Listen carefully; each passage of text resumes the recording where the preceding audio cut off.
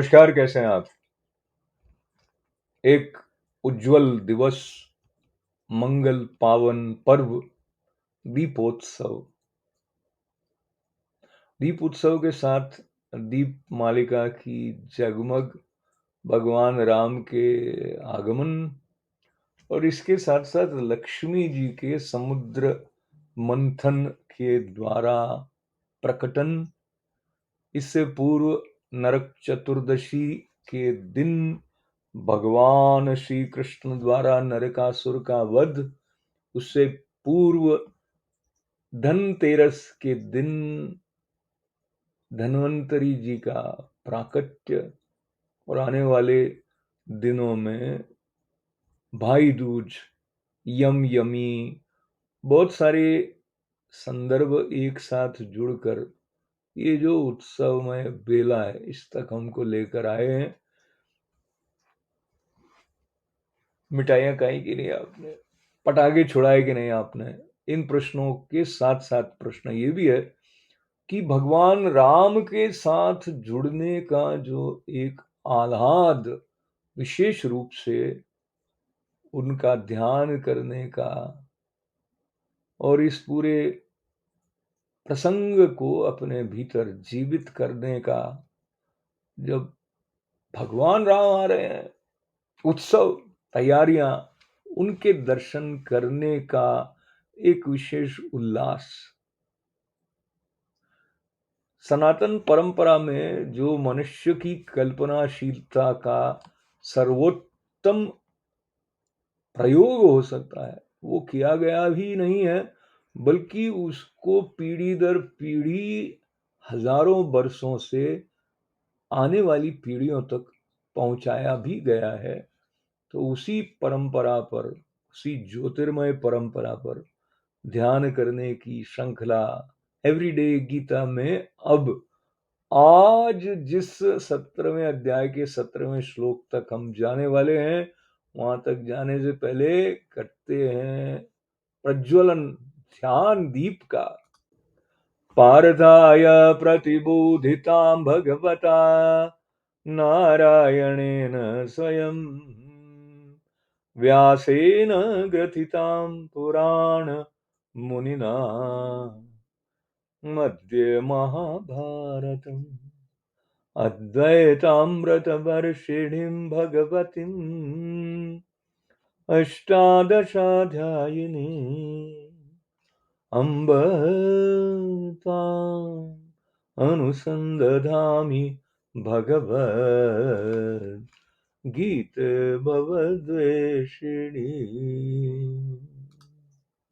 उत्सव अपने साथ एक आलोकित प्रवाह का जो स्मरण लेकर आते हैं, उसमें हमारी सांस्कृतिक आभा और हमारे भीतर उस श्रद्धा का दीप, जिसको लेकर हमें पता लगता है कि बुराई पर अच्छाई की विजय होती है। जीतना हमारे लिए आवश्यक है। जीतने की बात श्रीमद् भगवद गीता के साथ भी जुड़ी हुई है। जीवन जीतने के लिए है और जीतने के क्रम में अपने आप को जीतने की बात भी हम कई बार सुनते हैं। उसी क्रम में 17वें श्लोक की तरफ, श्रद्धया परया तप्तम तपस्तत्त्रिविधं नरेः अफलाकांक्षिभिर्युक्तेः सात्विकं परिचक्षते। तो ये कहा कि हे अर्जुन, फल को न चाहने वाले योगी पुरुषों द्वारा परम श्रद्धा से किए हुए उस पूर्वोक्त 3 प्रकार के तप को सात्विक कहते हैं। कैसे 3 प्रकार का जो तप है? जो कि फल को नहीं चाहने वाला योगी है, जो कि परम श्रद्धा से करता है। और मानसिक तप के बारे में जब हम 16वें श्लोक में समझ रहे थे भगवान की वाणी से, तो उसमें मन की प्रसन्नता, शांत स्वभाव, भगवत चिंतन करने का स्वभाव, मौन का अभ्यास इत्यादि की बात आई थी, जिससे कि अंतःकरण पवित्र हो जाए। और ये जो फल को न चाहने के बाद भी, क्योंकि ये लोक कल्याण के लिए है, जगत कल्याण के लिए है, आत्मोत्थान के लिए है, इसलिए पूरी श्रद्धा से करना है। ये जो बात हम कहते हैं कि वर्क इज़ वर्शिप, तो अगर हमें पूजा करने के अर्थ के बारे में, उसके मर्म के बारे में पता ही नहीं है, तो फिर वर्क वर्शिप कैसे होगा? बल्कि हम जिस परंपरा से आते हैं, वहाँ तो पग-पग पर आराधना हो, प्रत्येक चिंतन उसको अर्पित हो, इस तरह की शास्त्रीय विधि हमें प्रसाद रूप में मिली है, हमें विरासत के रूप में मिली है। तो उसको लेकर सात्विक तप के बारे में भगवान ने ये बताया है कि फल को न चाहने वाले योगी द्वारा, योगी पुरुषों द्वारा पूरी श्रद्धा के साथ में ये तप किया जाता है। और इस बात के साथ-साथ एक बात का और मैं आपके साथ स्मरण करना चाह रहा था, जिसमें स्वामी विवेकानंद का मुझे स्मरण आया, क्योंकि कई बार हम सोचते हैं जो भौतिक सुख सुविधा को बढ़ाने की दृष्टि से, बल्कि पैसा कमाने के, आजीविका की दृष्टि से, संपन्न होने की दृष्टि से जो शिक्षा है वो महत्वपूर्ण है।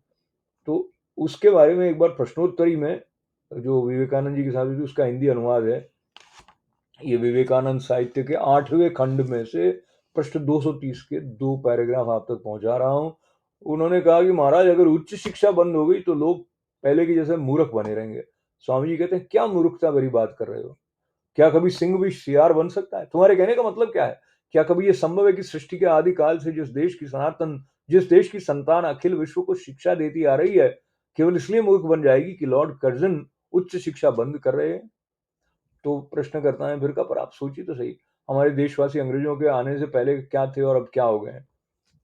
स्वामी जी ने कहा, भौतिक शास्त्रों का अध्ययन और दैनिक उपयोग की वस्तुओं का यंत्रों द्वारा उत्पादन, क्या यही उच्च शिक्षा का अर्थ है? उच्च शिक्षा का उद्देश्य है जीवन की समस्याओं को सुलझाना, और आज का सभ्य संसार आज भी इन्हीं समस्याओं पर गहन चिंतन कर रहा है। किंतु हमारे देश में सहस्त्रों वर्ष पूर्व ही ये गुत्थियां सुलझा ली गई थी। एक प्रश्न और लेते हैं। तो प्रश्नकर्ता ने पूछा, पर आपका वेदांत भी तो लुप्त प्राय हो रहा था। स्वामी जी ने कहा, संभव है।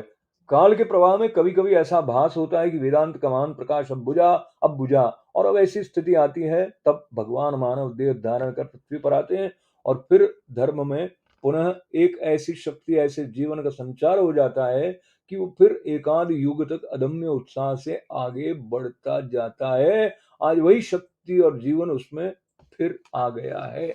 ये थे शब्द स्वामी विवेकानंद के, और इन शब्दों को अपने साथ स्पष्टता बढ़ाने के लिए रखते हुए 18वें श्लोक की तरफ बढ़ जाते हैं। सत्कारमान पूजार्थम तपोदम्बेन चैव यत् क्रियते तदिह प्रोक्तम राजसम चलमत ध्रुवम। इसका अर्थ है, जो ये राजस तप के लक्षण बताए इसमें, जो तप सत्कार, मान और पूजा के लिए या अन्य किसी स्वार्थ के लिए भी स्वभाव से या पाखंड से किया जाता है, वो अनिश्चित और क्षणिक फल वाला तप यहाँ राजस कहा गया है। अनिश्चित और क्षणिक फल वाला तप राजस कहा गया है। पाखंड से किया जाता है, मतलब ये है कि मैं ऐसा करूंगा तो लोग मेरी वाह वाह करेंगे, मेरी तारीफ होगी, और कई स्थान ऐसे होंगे जहां पर मेरा इसलिए सम्मान किया जाएगा क्योंकि ये तप मैंने किया है। अगर ये बात पहले से ही अपने अंदर बैठी हुई है, तो वो तप जो है वो राजसिक वृत्ति का है, ऐसा भगवान बता रहे हैं। तो 19वें श्लोक में वो तामसिक तप के बारे में भी बताएंगे। तो मानसिक तप के बाद में शारीरिक तप, सात्विक तप के बारे में, और राजसिक तप के बारे में, राजस तप के बारे में आज हमने भगवान के मुख से जाना है 17वें अध्याय में। बहुत कुछ है जो हमारे जीवन में प्रकाशित होने वाला है। हर दिन सूर्य भगवान प्रकट होते हैं, और ऐसा कहते हैं कि सूर्य भगवान के आने के साथ साथ मनुष्य के कल्याण की जो संभावना है, और जो मनुष्य के द्वारा अपना गौरव प्रकट करने के प्रति जो आश्वस्ति है सृष्टिकर्ता में, वो भी हमारे साथ सूर्य की किरणों के रूप में पहुंचती है। बात आप तक पहुंची, इसके लिए मैं अपना आपका आनंद के साथ धन्यवाद भगवान के चरणों में पुनः पुनः प्रणाम, संतों के गुरु चरणों में साष्टांग दंडवत, और सबके मंगल सबके कल्याण की प्रार्थना के साथ पुनः पुनः दीपोत्सव पर हमारे जीवन में उजियारा हो, हमारे अंतस में उजियारा हो, ऐसी प्रार्थना। ओम पूर्णमद पूर्णमिदं पूर्णात् पूर्णमुदच्यते पूर्णस्य पूर्णमादाय पूर्णमेवावशिष्यते। ओम शांति शांति शांति। जय श्री कृष्ण।